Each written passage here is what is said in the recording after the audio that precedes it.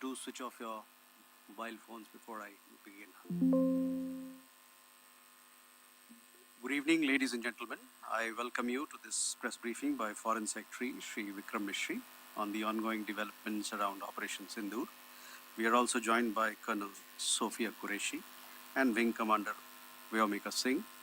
With that, I hand over the floor to Foreign Secretary. Sir, over to you. Thank you Randeep. नमस्कार, good afternoon, आप सबका स्वागत है। और मैं सबसे पहले अनुरोध करूंगा कर्नल सोफिया कुरैशी से कि वो आपको आज तड़के सवेरे से हुई घटनाओं से अवगत कराएं। Colonel Qureshi. Thank you sir. नमस्कार।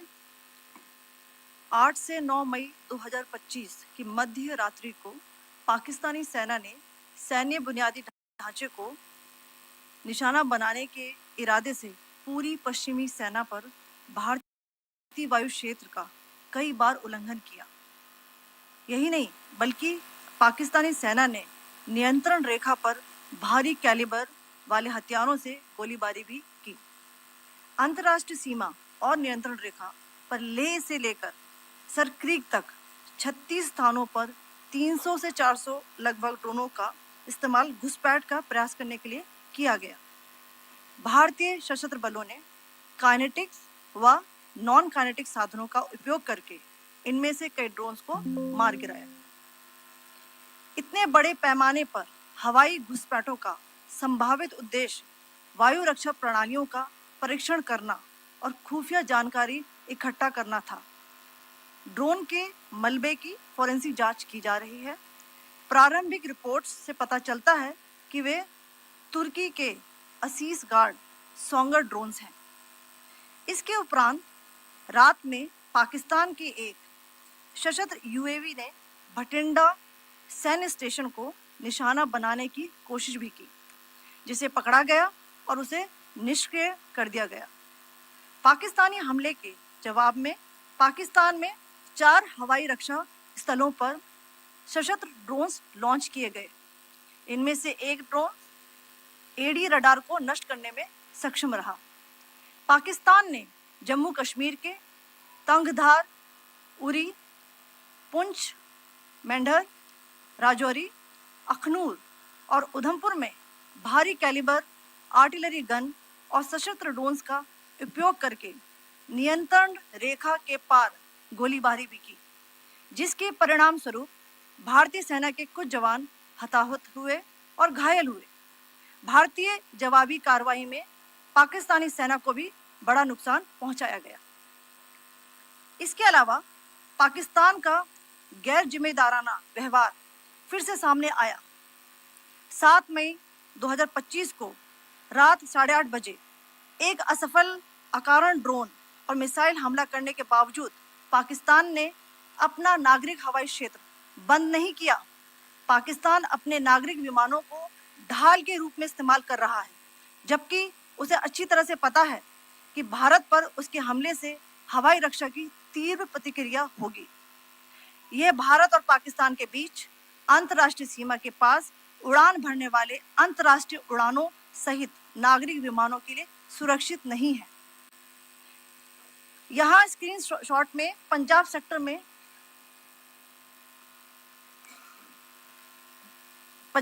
में हाई एयर डिफेंस अलर्ट स्थिति के दौरान एप्लीकेशन फ्लाइट रडार 24 का डेटा दिखाया गया है। जैसा कि आप देख रहे हैं यहाँ पर भारतीय पक्ष का हवाई क्षेत्र घोषित बंद के कारण नागरिक हवाई यातायात से पूरी तरह से रहित है। कराची और लाहौर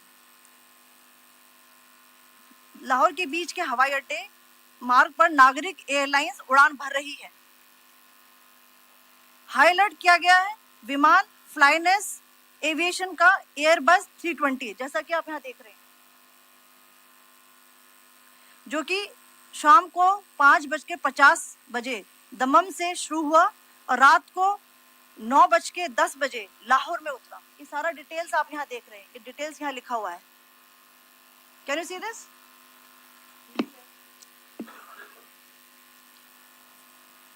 भारतीय वायुसेना ने अपनी प्रतिक्रिया में काफी संयम दिखाया और इस प्रकार अंतर्राष्ट्रीय नागरिक विमान सेवा की सुरक्षा सुनिश्चित की। धन्यवाद। जय Hind. Commander Singh. So, good afternoon to you all. On the intervening night of 8th 9th May 2025, Pakistan military carried out multiple violations of Indian airspace along the entire western border with an intent to target military infrastructure. Pakistan military also resorted to firing of heavy caliber weapons along the line of control. Along the international border and line of control, drone intrusions were attempted from Leh to Sar Creek at 36 locations with approximately 300 to 400 drones. Indian Armed Forces brought down a number of these drones using kinetic and non-kinetic means. The possible purpose of these large-scale aerial intrusions were to test the AD systems and gather intelligence. Forensic examination of the drone debris is being undertaken. Preliminary reports suggest them to be of Aziz Guard Songa drone of Turkey. Later in the night, an armed UAV of Pakistan attempted to target Bhatinda military station, which was detected and neutralized. In response to the Pakistani attack, armed drones were launched at 4 air defense sites in Pakistan. One of the drones was able to destroy an AD radar. Pakistan also carried out artillery shelling across the line of control using heavy caliber artillery guns and armed drones at Tangdhar, Uri, Poonch, Mendhar, Rajouri, Akhnur, and Udhampur in Jammu and Kashmir area, which resulted in some losses and injuries to Indian Army personnel. Pakistan Army also suffered major losses in Indian retaliatory fire. Additionally, Pakistan's irresponsible behavior again came to fore. Pakistan did not close its civil airspace despite it launching a failed unprovoked drone and missile attack on 7th May at 8:30 hours in the evening. Pakistan is using civil airliners as a shield, knowing fully well that its attack on India would elicit a swift air defense response. This is not safe for the unsuspecting civil airliners, including the international flights which were flying near IB between India and Pakistan. The screenshot we just showed and we shall share with you, it shows the data of the application Flight Radar 24 during a high air defense alert situation in the Punjab sector. As you have seen, the airspace on the Indian side is absolutely devoid of civil air traffic due to our declared closure. However, there are civil airlines flying the air route between Karachi and Lahore. Amongst the other civil aircraft that you can see, we have highlighted an aircraft which is Airbus 320 of Flynas Aviation, which was originated from Dammam at 1750 hours and landed later at Lahore at 2110 hours in the night. Indian Air Force demonstrated considerable restraint in its response, thus ensuring safety of international civil carrier.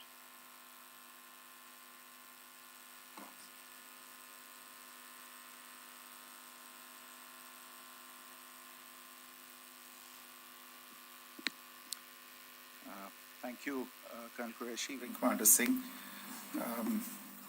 I have just a few points to share in addition. कल रात की पाकिस्तानी सेना की कायरतापूर्ण गतिविधियों से आपको colonel Qureshi और विंग कमांडर सिंह ने पहले ही अवगत करा दिया गया है. These provocative and escalatory actions that were taken by Pakistan last night were targeted at Indian cities and civilian infrastructure, in addition to some military targets. The Indian Armed Forces responded proportionately, adequately and responsibly. ये जो हमले हुए कल रात को भारतीय सैन्य इकाइयों ने पर्याप्त रूप से और एक जिम्मेदाराना रुख अपनाते हुए इन हरकतों का उत्तर दिया. What I want to underline is that the official and blatantly farcical denial of these attacks that Pakistan carried out by the Pakistani state machinery is yet another example of their duplicity and the new depths that they are plumbing in their quest for disinformation. The other point in the same vein is Pakistani claims that they did not target or attack any religious places. You would recall that yesterday I shared with you an incident related to the attack on a Gurdwara in Poonch. Instead of owning up to these attacks, Pakistan made the preposterous and outrageous claim that it was the Indian Armed Forces and the Indian Air Force that was targeting cities like Amritsar and trying to put the blame on Pakistan. This is nothing but a desperate attempt by Pakistan to disown its acts of aggression, but it is also true to type in its effort to deceive and mislead the world. It will not succeed. The Gurdwara in Poonch in particular was attacked by Pakistan, and some local members of the Sikh community, including a Ragi of the Gurdwara, lost their lives in this incident, as I shared yesterday. TV पर आप इस हमले के चित्र देख सकते हैं. In addition, that we would attack our own cities is the kind of deranged fantasy that only the Pakistani state can come up with. Perhaps they do it because they are well versed in such action as their history would show. The last point I wanted to make this evening is again this disinformation that is coming from Pakistan about India targeting the Nankana Sahib Gurdwara through a drone attack. This is again yet another blatant lie and part of Pakistan's disinformation campaign. As we saw in the Pahalgam attack, Pakistan is again trying desperately to impart a communal hue to the situation with an intention to create discord. Again, we are not surprised. India's steadfast unity in itself is a challenge to Pakistan.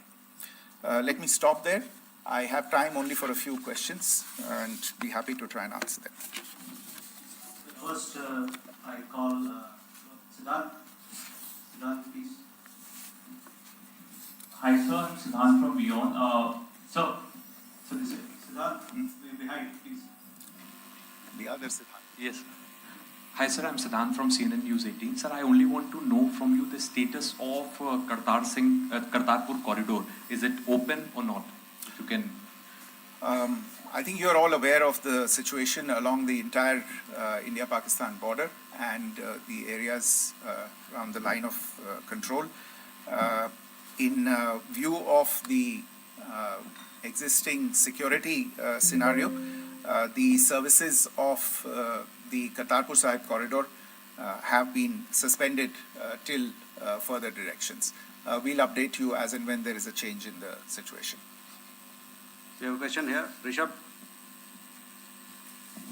So, good evening, Rishabh from Times Now. So, you spoke about religious places being hit in Jammu. There's another religious place which is a Carmelite nun church that has been hit. What do you have to say about it? If you can explain that to us. Yeah, actually, we do have some information about this extremely regrettable and condemnable incident during heavy shelling across the line of control in the early morning of 7th May. A shell fired from Pakistan landed just behind the Christ School run by the Carmelites of Mary Immaculate congregation in Poonch. Tragically, the shell fired from Pakistan hit the home of 2 students of the Christ School. Both students unfortunately lost their lives and their parents were severely injured. Another Pakistani shell struck a Christian convent of nuns belonging to the congregation of the Mother of Carmel, damaging water tanks and destroying solar panel infrastructure. Several priests, nuns, school staff, and local residents took refuge in an underground hall beneath the Christ School during the shelling by Pakistan. The school happened to be closed at the time, fortunately. Otherwise, more losses would have occurred. Again, we have seen the Pakistani side targeting and shelling places of worship with a particular design. This includes gurdwaras. जो टिप्पणी की थी उसकी पाकिस्तान में काफी तीखी प्रतिक्रिया भी आई और उसके बाद हमने देखा कि पाकिस्तान की तरफ से किस तरीके से लेह से लेकर भुज तक पूरी बॉर्डर के ऊपर जो इन्वेजन था वो किया गया। मौजूदा सिचुएशन के अंदर पाकिस्तान के बेल आउट पैकेज को लेकर और पाकिस्तान के इन अटेम्प्ट्स को लेकर आपका क्या असेसमेंट है? और दूसरा ये भी जानना चाहेंगे कि पाकिस्तान की तरफ से ये जो अटेम्प्ट किया गया था उसका भारत ने अभी तक उस तरीके का कोई जवाब नहीं दिया गया है, तो क्या भारत इसका जवाब देगा जो कार्रवाई हुई है बीते 24 घंटों में? देखिए प्रणय, जहाँ तक इंडस वाटर्स ट्रीटी का सवाल है, मैंने कल विस्तार से उसके बारे में इसकी चर्चा की है। Indus waters treaty is in abeyance and as such I have nothing further to add to the decision that was announced by the cabinet committee on security. जहाँ तक IMF bailout का सवाल है, आपको ज्ञान होगा कि IMF की आज मीटिंग हो रही है। हम वहाँ पे अपना पक्ष रखेंगे और जो हमारा मत है इन चीज़ों को लेके वहाँ पे साझा करेंगे दूसरे मेंबर्स के साथ। ये बोर्ड पे निर्भर है कि वहाँ पे क्या निर्णय होता है। और जहाँ तक जो कार्रवाई हुई है उसका जवाब देने का जो आपने जो प्रश्न उठाया है, जो आज ब्रीफिंग हुई है, जो आपको सूचना मिली है, मैंने भी कहा है कि जो आज सवेरे तड़के सवेरे जो गतिविधियां हुई, भारत ने उनका एक जिम्मेदाराना पूर्ण तरीके से और एक पर्याप्त तरीके से उसका जवाब दे दिया है। सिद्धांत। Hi sir, Siddhant from WION. Sir, the External Affairs Minister has spoken to many of his counterparts around the world. Yesterday he spoke to the US Secretary of State Marco Rubio. So what were the key areas of conversations during that call? Yes, the minister had a conversation with the US Secretary of State. As you can imagine, the focus of discussions was the terrorist attack in Pahalgam and the response that India mounted after that on the 7th of May. The Secretary of State shared his thoughts on these developments with the minister. The minister deeply appreciated the US's commitment to work with India in the fight against terrorism, and he also underlined the targeted measures that India had taken in connection with Op Sindoor. The minister also underlined that India would firmly counter any attempts at escalation from there. But in follow-up to that, as you are aware, there have been a number of other conversations. The minister had a conversation with the UK Foreign Secretary, David Lammy, today. There too, the discussion centered around countering terrorism, for which there must be zero tolerance. And I understand just a short while ago, the External Affairs Minister has also spoken to the Foreign Minister of Norway, Espen Barth Eide, which was also focused on recent developments stemming from the terrorist act in Pahalgam. One last question, Sudhi. Sir, Foreign Secretary, thank you for doing this. Sudhi Ranjan from Bloomberg. Foreign Secretary, India had struck Bahawalpur the other day, which is also connected with the murder of one of us, journalist Daniel Pearl. If you could give us an understanding of what exactly are the reports that you're getting. You're right.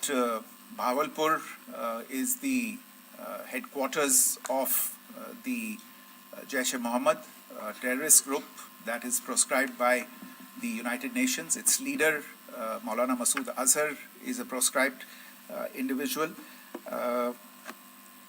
It is, you brought up the connection with the tragic death or killing of Daniel Pearl of the Wall Street Journal.